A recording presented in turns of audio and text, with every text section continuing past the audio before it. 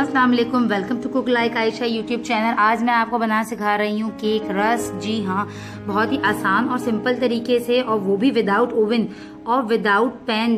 यानी कि आज की जो रेसिपी है वो मैं आपको एक पतीले में बनाना सिखाऊंगी। आप उसके लिए आपको कोई मोल्ड की ज़रूरत नहीं है और किसी बड़े पतीले की ज़रूरत नहीं है जिसमें आप उसे बेक करें, और ना ही आपको ओवन की ज़रूरत है। तो आप सिंपल, जिस तरह हम दम पे बिरयानी बनाते हैं, इसी तरह से आप आज केक बनाएंगे और फिर उसको हम रस करेंगे। तो आज की वीडियो पूरी देखिएगा और मेरे चैनल को सब्सक्राइब करना, वीडियो को लाइक करना मत भूलिएगा। तो चलें हम बनाते हैं केक रस। केक रस बिस्किट बनाने के लिए हमें सबसे पहले बनाना है केक। तो केक बनाएंगे हम वनीला केक, जिसे हम टी केक भी कह सकते हैं। तो उसके लिए हमें जो सिंपल सी चीजें कुछ चाहिए केक बनाने की, वो ये हैं कि हमने लिया है यहाँ पे half cup oil, half cup milk, 1 cup sugar powder, आप चाहें तो बारीक शुगर भी ले सकते हैं 1 कप, और चीनी जो है देखिए आप अपने हिसाब से थोड़ा सा कम ज्यादा अगर कर लें तो कोई इशू नहीं है इसमें।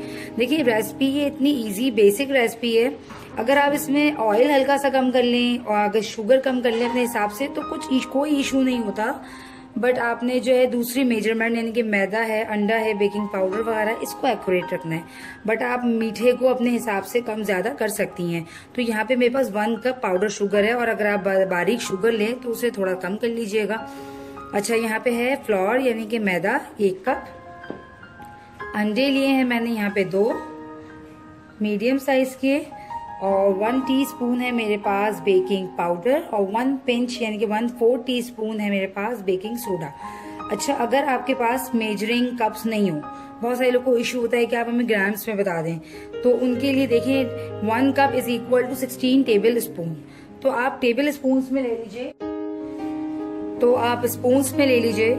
और साथ साथ मुझे चाहिए वनीला एसेंस 1 टीस्पून, और ऑप्शनल है येलो कलर यूज करूंगी 3 ड्रॉप्स, जो है जरा सा उसमें एक खूबसूरत सा येलोइश कलर आ जाए, इसलिए अगर आपका येलो कलर नहीं है तो जरा सा चुटकी भर आप जर्दे का कलर ऐड कर दीजिएगा।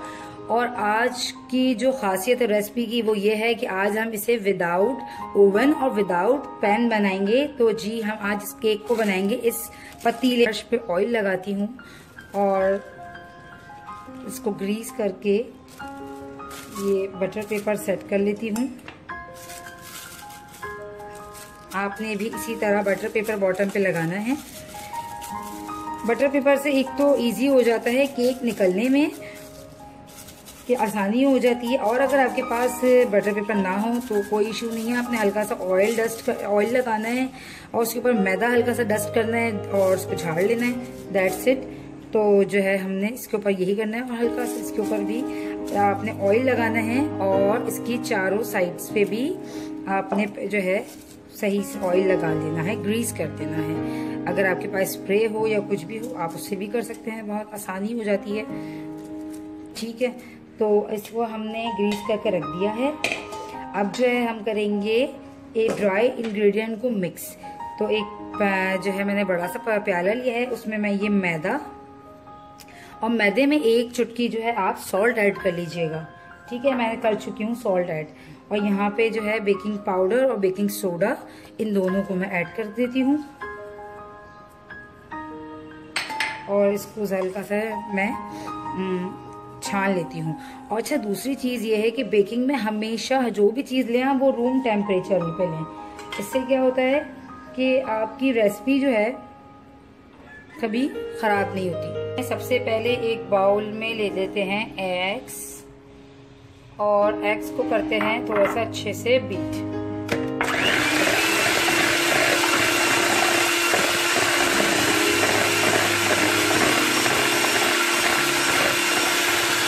और साथ ही शुगर डालते हैं।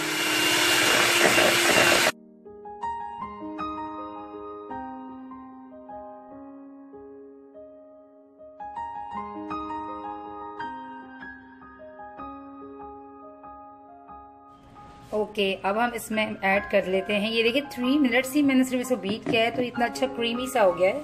अब हम इसे बीट करते हुए जो है इसमें ऑयल ऐड करेंगे। तो ये मैं ऐड कर देती हूँ इसमें 1 टीस्पून वनीला एसेंस की, और साथ ही मैं इसमें थोड़ा सा डाल देती हूँ येलो कलर, ठीक है। और इसको हम कर लेते हैं।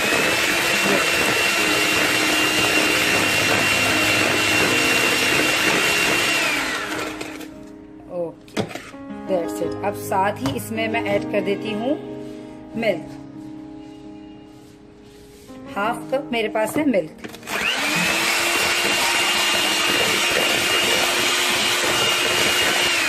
अच्छा, अभी मैंने हाफ कप, देखिए हाफ कप पूरा ऐड नहीं किया, हाफ इसमें ऐड कर दिया है। आधा जो है मैं इसको एंड में यूज करूंगी। इससे पहले जो है मैं इसमें फ्लोर यानी कि मैदा ऐड कर लेती हूँ।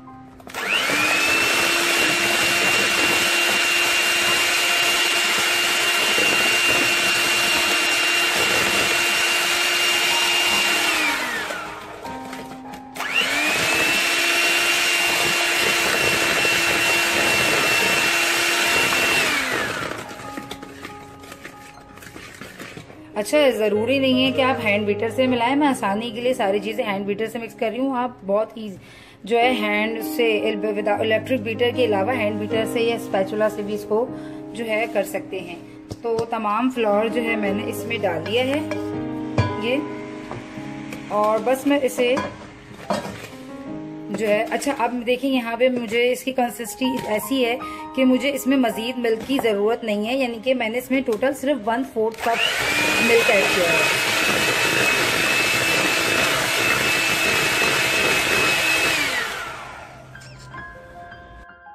अच्छा, ये देखिए मिल्क जो है मैंने यहाँ पे हाफ कप लिया था, बट इसमें यूज मैंने सिर्फ 1/4 कप किया है।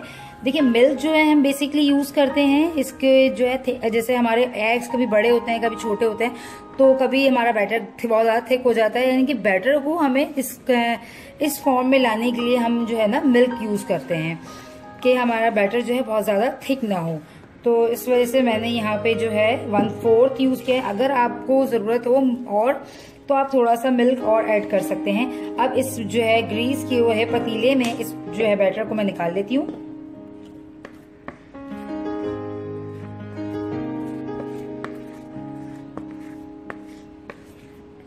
अच्छे से आपने इस बाउल को क्लीन करते हुए सारा बैटर पतीले में निकाल लेना है। और अब असल जो मेन तरीका है वो है इसको विदाउट ओवन कुक करने का, क्योंकि हम डायरेक्ट पतीले को कांच को पतीले में केक बनाएंगे, तो इसके लिए हम कोई बड़े पतीले में छोटे इसको नहीं पतीले को नहीं रखेंगे, बल्कि हम जो है इसको डायरेक्ट चूल्हे पे रखेंगे। लाइक जिस तरह हम दम देते हैं चावलों को, उस तरीके से हमने आज इसको कुक करना है। मीडियम इस पे नहीं, फ्लेम पे नहीं, लो फ्लेम पे। देखिए आहिस्ता आहिस्ता जब आप केक बनाते हैं तो आपका हल्की आंच पे केक भले देर से बने मगर आपका केक कभी भी जलेगा नहीं। और अगर आप तेज आंच में बनाएं तो आपका केक साइडों से तो जल जाएगा बट अंदर से वो कच्चा होगा। तो इसीलिए आराम आराम से बनाएं और हल्की आंच पे बनाएं, वो बेटर है। तो मैं आपको दिखाती हूँ उसे चूल्हे पे रखते हुए हमें कुक कैसे करना है। यहाँ आपने लेना है एक पुराना तवा, नया नहीं लीजिएगा वरना आपका नया तवा जो है बिल्कुल खराब हो जाएगा। तवे के ऊपर जो है जिस तरह हम लोग लाइक दम देते हैं इस तरह केक को रखा, केक के पतीले को, और दूसरे साइड पे जो हमारे पास ये देखें इसकी लीड होती है, इसको हमने अखबार से कवर करके इस तरह से रख दिया। ठीक है, अब इसके ऊपर जो है मुझे वजन देना है जिस तरह हम लोग लाइक बिरयानी में दम के लिए देते हैं। तो मेरे पास दम के लिए यहाँ पे बट्टा वगैरह नहीं है, तो ये बेस्ट है मेरे पास। ये इसमें बिल्कुल सेट हो गया। तो ये देखिए मैंने इस तरह से इस पे दम दे। अभी आप लोग देख लीजिए अभी मैंने किस आंच पे रखी हुई है ये, और थोड़ी देर बाद जो है मैं इसे थोड़ा सा और हल्का कर दूंगी, बट ये जो है इनफ है क्योंकि इसके ऊपर तवा भी है तो ये आराम आराम से जो है कुक हो जाएगा।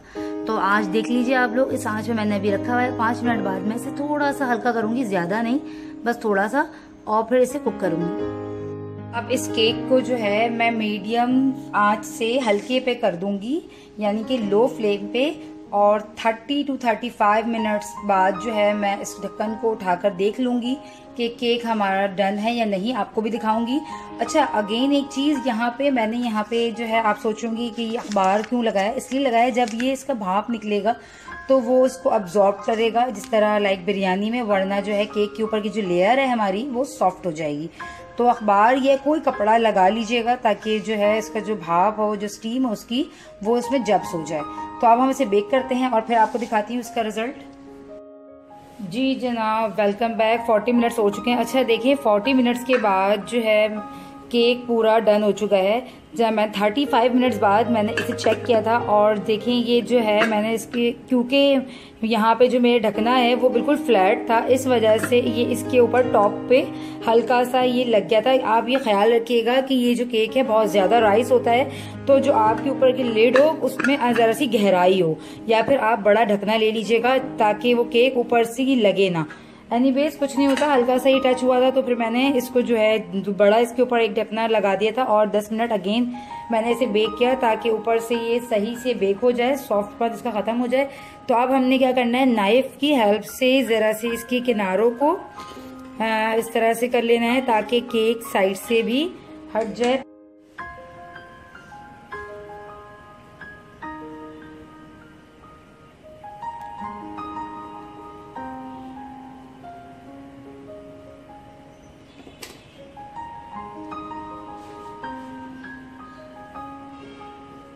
ये देखें कितना सॉफ्ट है ये स्पंज।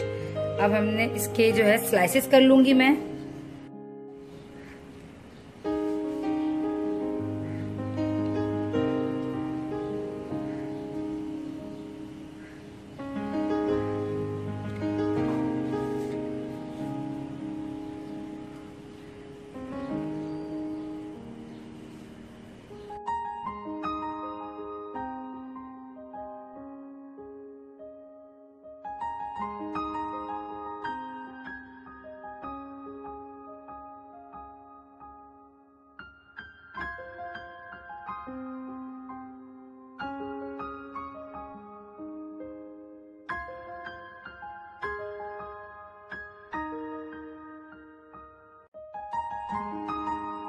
ये देखिए, मैंने एक पिज्जा पैन में या बिस्किट ट्रे में किसी में भी जो है सारे स्लाइसेस कर कर इसको इस तरह रख लिया है।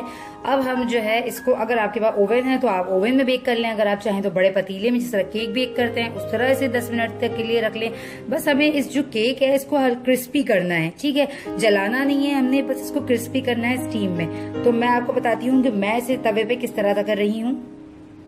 अब मैंने एक तवे पे, वही तवा जिसमें मैंने केक बनाया था, वहां पे मैंने एक स्टैंड रख दिया और उसी स्टैंड के ऊपर जो है मैंने ये प्लेट रख दी और जो है आंच थोड़ी सी तेज कर दी और इसे जो है मैं हल्की आंच पे जब तक के बेक करूंगी जब तक कि ये ऊपर से ऊपर से कलर वगैरह नहीं चेंज होना चाहिए इसका, बस ये क्रिस्पी होनी चाहिए। तो हम इसे क्रिस्पी कर लेते हैं। ये देखें, एक साइड से हो चुका है, तो आप आराम से दूसरी साइड को जो है चेंज कर लें इसकी साइड्स, ताकि दोनों साइड से अच्छे से सिक सके और क्रिस्पी हो सके जिस तरह से केक क्रिस्पी होता है। तो मैंने इसे चेंज कर लिया है, इसको पलट दिया है दोनों साइडों से अच्छे से। अब मैं इसे एक साइड से और दो अच्छे से इसे कुक करूंगी। आज की हमारी रेसिपी केक रस बिस्किट बिल्कुल रेडी है। तो आपको मैं एक केक रस जो है तोड़ कर दिखाती हूँ, ये कितना क्रिस्पी है। ये देखिए कितना ये क्रिस्पी है और मेरे आवाज से आपको अंदाजा हो चुका होगा कि केक रस जो है बिल्कुल परफेक्ट और खस्ता बने हैं। टेंशन मत लीजिएगा, जब हम चूल्हे से इसको उतारते हैं तो ये इतने खस्ता नहीं होते, बट जब ये हवा में आते हैं, ठंडे होते हैं, तो ये बिल्कुल क्रिस्पी हो जाते हैं। तो उम्मीद करती हूँ आपको आज की वीडियो अच्छी लगी होगी। मेरे चैनल को सब्सक्राइब करना और वीडियो को लाइक करना मत भूलिएगा। मिलते हैं नेक्स्ट रेसिपी में, जब तक के लिए अल्लाह हाफिज।